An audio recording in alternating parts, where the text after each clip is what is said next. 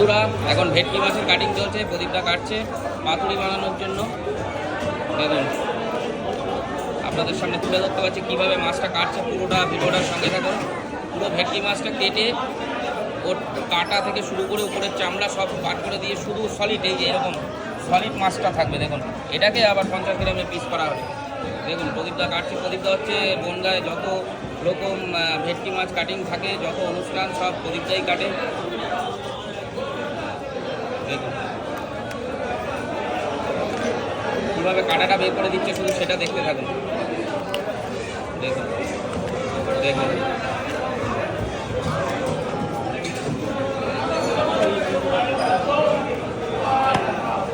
দেখুন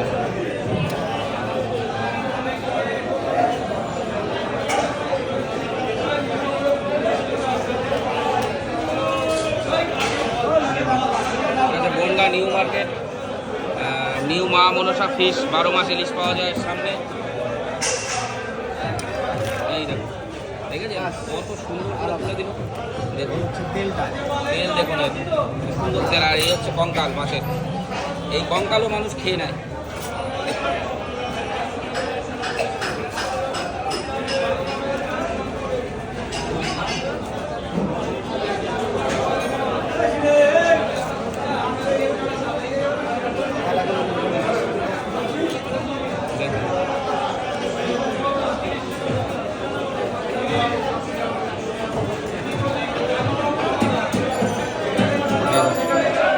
আটা কত সুন্দর করে তুলে ফেলি।